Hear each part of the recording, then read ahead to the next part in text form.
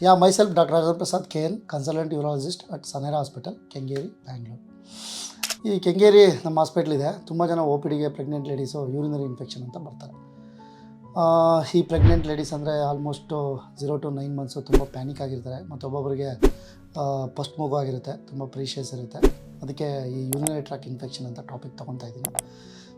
ತುಂಬ ಜನ ಫಿಮೇಲ್ಸ್ ಏನು ಅಂತಂದರೆ ಈ ಪ್ರೆಗ್ನೆಂಟ್ ಆಗಿರೋರಲ್ಲಿ ಡಿಸೂರಿ ಆಗೋದು, ಮತ್ತು ಈ ಪದೇ ಪದೇ ಯೂರಿನ್ಗೆ ಹೋಗೋದು, ಮತ್ತು ಸ್ವಲ್ಪ ಉರಿ ಬರೋದು, ಮತ್ತು ಈ ಏನಂದರೆ ಮತ್ತೆ ಅರ್ಜೆನ್ಸಿ ಆಗೋದು, ಈ ಥರದ್ದೆಲ್ಲ ಕಾಮನ್ನಾಗಿ ಪ್ರೆಗ್ನೆನ್ಸಿ ಲೇಡೀಸಲ್ಲಿ ಇರುತ್ತೆ.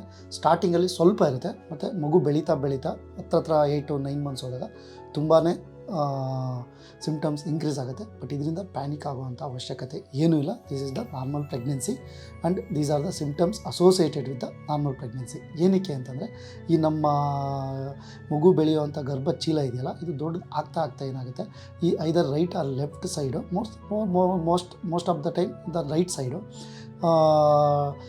ಯುರೇಟ್ರ್ ಮೇಲೆ ಕಂಪ್ರೆಸ್ ಮಾಡಿ ಒಂದೊಂದು ಟೈಮು ಈ ಥರ ಸಿಮ್ಟಮ್ಸ್ನ ಪ್ರೊಡ್ಯೂಸ್ ಮಾಡುತ್ತೆ. ಮತ್ತು ಈವನ್ ಬ್ಲ್ಯಾಡ್ರ್ ಮುಂದೆ, ಈ ಗರ್ಭಕೋಶದ ಮುಂದೆ ಯೂರಿನರಿ ಬ್ಲ್ಯಾಡ್ರ್ ಇರೋದಕ್ಕೋಸ್ಕರ ಅದ್ರ ಮೇಲೆ ಕಂಪ್ರೆಸ್ ಮಾಡಿ ಈ ಥರ ಸಿಮ್ಟಮ್ಸ್ ಬರುತ್ತೆ. ಬಟ್ ಈ ಥರ ಸಿಮ್ಟಮ್ಸ್ ಬಂದಾಗ ಕ್ಯಾಶುಯಲಾಗಿ ಫಿಸಿಯಾಲಜಿ ಇರುತ್ತೆ. ಬಟ್ ಈ ಥರ ಸಿಮ್ಟಮ್ಸು ನಿಮಗೆ ಈ ಕ್ವಾಲಿಟಿ ಆಫ್ ಲೈಫ್ ಅಂದರೆ ಡೈಲಿ ಆ್ಯಕ್ಟಿವಿಟೀಸ್ಗೆ, ಮತ್ತು ನೀವು ಡೈಲಿ ರುಟೀನ್ ವರ್ಕ್ಗೆ, ಮತ್ತು ನೀವು ನಾರ್ಮಲಾಗಿ ಸಂಭಾಷಣೆ ಮಾಡಬೇಕಾದಾಗ, ಮತ್ತು ಯಾವುದೋ ಇಂಪಾರ್ಟೆಂಟ್ ವರ್ಕಲ್ಲಿದ್ದಾಗ ಏನಾದರೂ ಈ ಸಿಮ್ಟಮ್ಸ್ ನಿಮಗೆ ತೊಂದರೆ ಕೊಡ್ತು ಅಂದರೆ ಯಾವ ಥರ ಸಿಮ್ಟಮ್ಸು, ಪದೇ ಪದೇ ಯೂರಿನ್ಗೆ ಹೋಗೋದು, ಉರಿ ಆಗೋದು, ಬ್ಲಡ್ ಬರೋದು, ಅರ್ಜೆನ್ಸಿ ಆಗೋದು, ಮತ್ತು ರೈಟ್ ಸೈಡ್ ಆಗಲಿ ಲೆಫ್ಟ್ ಸೈಡು ಪ್ಲ್ಯಾಂಕ್ ರೀಜನಲ್ಲಿ ಪೇಯ್ನ್ ಬರೋದು, ಮತ್ತು ಈ ಲೋವರ್ ಅಬ್ಡಮನ್ ಅಂತ ಹೇಳ್ತೀವಿ, ಅಲ್ಲೇನಾದರೂ ತುಂಬ ಪೇಯ್ನ್ ಬರೋವಂಥದ್ದು ಚಾನ್ಸಸ್ ಇತ್ತು ಅಂತಂದರೆ ದಯವಿಟ್ಟು ನೆಗ್ಲೆಕ್ಟ್ ಮಾಡೋಕ್ಕೆ ಹೋಗ್ಬೇಡಿ. Just consult A urologist for the suggestion, ಆಯಿತಾ. ಈ 0 to 9 months ಪ್ರೆಗ್ನೆನ್ಸಿ ಈ ಥರ ಸಿಮ್ಟಮ್ಸ್ ಏನಾದರೂ ತುಂಬ ಸಿವಿಯರಾಗಿ ಕಂಡು ಬಂದಲ್ಲಿ ಯೂರಾಲಜಿಸ್ಟ್ ಹತ್ರ ಬಂದಾಗ ನಿಮಗೇನು ಅಂತಂದರೆ ಏನೂ ಪ್ಯಾನಿಕ್ ಆಗೋ ಅವಶ್ಯಕತೆ ಇಲ್ಲ. ಜಸ್ಟ್ ನಿಮ್ಮನ್ನು ಹಿಸ್ಟ್ರಿ ಮತ್ತು ಕ್ಲಿನಿಕಲ್ ಎಕ್ಸಾಮಿನೇಷನ್ ಅಂತ ಮಾಡ್ತಾರೆ. ಹಿಸ್ಟ್ರಿ ಅಂದರೆ ಏನು, ಇವಾಗ ನಾನು ಮೇಲಿರುವಂಥ ಸಿಮ್ಟಮ್ಸ್ ಜೊತೆ ನಿಮಗೆ ಫೀವರ್ ಏನಾದರೂ ಇದೆಯಾ ಅಂತ ಕೇಳ್ತಾರೆ ಅಷ್ಟೇ.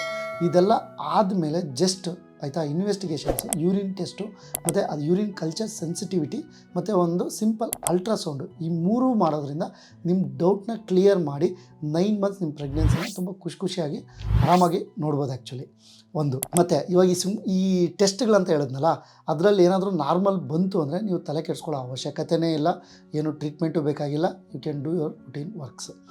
ಇನ್ ಕೇಸ್ ಇದರಲ್ಲಿ ಏನಾದರೂ ಯೂರಿನ್ ಟೆಸ್ಟಲ್ಲಿ ಏನಾದರೂ ಪಸ್ ಸೆಲ್ಸ್ ಅಂತ ಬಂತು, ತುಂಬ ಬ್ಲಡ್ ಸೆಲ್ಸು ತುಂಬ ಇನ್ಫೆಕ್ಷನ್ ಆಗಿದೆ, ಅದ್ರ ಜೊತೆಗೆ ಸಿಮ್ಟಮ್ಸ್ ತುಂಬ ಸಿವಿಯರ್ ಆಗಿದೆ ಅಂತಂದರೆ ಯೂರಿನ್ ಕಲ್ಚರ್ ಮಾಡಿಸ್ಕೊಂಡು ಅದರಲ್ಲಿ ಏನಾದರೂ ಬ್ಯಾಕ್ಟೀರಿಯಾ ಬಂತು, ಅದರಲ್ಲಿ ಏನಾದರೂ ಸಮಸ್ಯೆ ಇತ್ತು ಅಂತಂದರೆ ಸಿಂಪಲ್ ಆ್ಯಂಟಿಬಯೋಟಿಕ್ ಕೊಟ್ಬಿಟ್ಟು ಟ್ರೀಟ್ಮೆಂಟ್ ಮಾಡ್ತೀವಿ. ಪ್ಯಾನಿಕ್ ಆಗೋವಂಥ ಅವಶ್ಯಕತೆ ಇಲ್ಲ. ಅದ್ರ ಜೊತೆಗೆ ಅಲ್ಟ್ರಾಸೌಂಡ್ ಅಂತ ಮಾಡಿಸ್ಕೊತೀವಿ. ಏನಾದರೂ ಸ್ಟೋನ್ಸ್ ಇದೆಯಾ, ಬ್ಲಾಡ್ರಲ್ಲಿ ಏನಾದರೂ ತುಂಬ ಯಥೇಚ್ಛವಾಗಿ ಇನ್ಫೆಕ್ಷನ್ ಏನಾದರೂ ಆಗಿದೆಯಾ, ಥಿಕ್ಕನ್ ಬ್ಲಾಡರ್ ಇದೆಯಾ, ಮತ್ತು ಯುರೇತ್ರದಲ್ಲಿ ಏನಾದರೂ ಪ್ರಾಬ್ಲಮ್ ಇದೆಯಾ, ಇದನ್ನೆಲ್ಲ ರೂಲ್ ಔಟ್ ಮಾಡಿಕೊಂಡು ನಿಮಗೆ ನಾವು ಟ್ರೀಟ್ಮೆಂಟ್ನ ಸಜೆಸ್ಟ್ ಮಾಡ್ಬೋದು.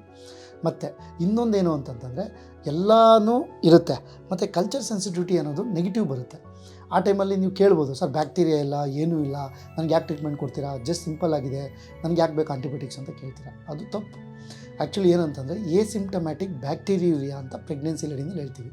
ಅಂದರೆ ಬ್ಯಾಕ್ಟೀರಿಯಾ ಒಂದೊಂದು ಟೈಮ್ ಕಲ್ಚರ್ ಸೆನ್ಸಿಟಿವಿಟಿನಲ್ಲಿ ಸಿಗಲಿಲ್ಲ ಅಂದರೂ ಕೂಡ ಈ ಸಿಂಪ್ಟಮ್ಸ್ ಇತ್ತು, ಯೂರಿನ್ ರುಟೀನ್ ಮೈಕ್ರೋಸ್ಕೋಪಿನಲ್ಲಿ ಇನ್ಫೆಕ್ಷನ್ ಫ್ಯಾಕ್ಟರ್ಸ್ ಏನಾದರೂ ಇತ್ತು ಅಂತಂದರೆ ಅದನ್ನು ನಾವು ಸಿಂಪಲ್ 5 days ಆ್ಯಂಟಿಬಯೋಟಿಕ್ಸಿಂದ ಟ್ರೀಟ್ ಮಾಡ್ತೀವಿ.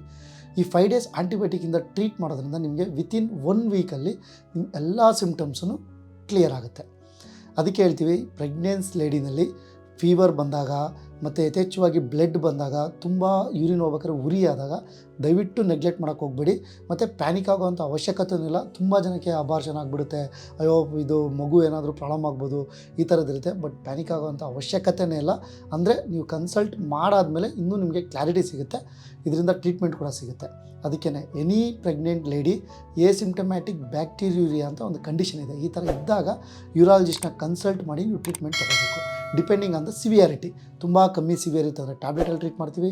ತುಂಬ ಸಿವಿಯರ್ ಅಂದರೆ ಫೀವರ್ ಇತ್ತು ಮತ್ತು ತಡ್ಕೊಳ್ಳೋಕ್ಕೆ ಆಗ್ತಿಲ್ಲ, ತುಂಬ ವೀಕ್ ಇದೆ ಅಂದರೆ ನಡೆಯೋಕ್ಕಾಗ್ತಿಲ್ಲ, ತುಂಬ ಸುಸ್ತಾಗ್ತಿದೆ ಅಂದರೆ IV ಆ್ಯಂಟಿಬಯೋಟಿಕ್ಸ್ ಅಂದ್ಬಿಟ್ಟು ಒಂದು 5 ಡೇಸ್ ಟ್ರೀಟ್ ಮಾಡ್ತೀವಿ. ಇದರಲ್ಲಿ ನಿಮಗೆ ಕಂಪ್ಲೀಟ್ ಕ್ಯೂರ್ ಸಿಗುತ್ತೆ. ಮತ್ತು ಅದ್ರ ಜೊತೆಗೆ ಸಪೋರ್ಟಿವ್ ಇನ್ವೆಸ್ಟಿಗೇಷನ್ ಅಲ್ಟ್ರಾಸೌಂಡ್ ಅಂತ ಮಾಡಿಸ್ತೀವಿ. ಅದರಲ್ಲಿ ಏನೋ ಮೇಜರ್ ಇಶ್ಯೂಸ್ ಇಲ್ಲ ಅಂತಂದರೆ 9 ಮಂತ್ಸು ಕಂಪ್ಲೀಟಾಗಿ ನೀವು ಪ್ರೆಗ್ನೆನ್ಸಿ ಕ್ಲಿಯರ್ ಮಾಡ್ಕೋಬೋದು. ಮತ್ತು ಯಾವುದೇ ಆದಂಥ ಆ್ಯಂಗ್ಸೈಟಿ ಆಗಲಿ, ಭಯ ಆಗಲಿ, ಮತ್ತು ಈ ಊಹಾಪೋಹಗಳಿಗೆ ತಲೆ ಕೆಡಿಸ್ಕೊಳ್ಳೋಂಥ ಅವಶ್ಯಕತೆಯೇ ಇಲ್ಲ. ಸಿಂಪಲ್ ಒಂದು ಯೂರಾಲಜಿಸ್ಟ್ನ ಕನ್ಸಲ್ಟ್ ಮಾಡೋದ್ರಿಂದ ಈ ಎಲ್ಲ ಇದಕ್ಕೂ ನಿಮಗೆ ಸೊಲ್ಯೂಷನ್ ಸಿಗುತ್ತೆ. ಆಯಿತಾ? Thank you.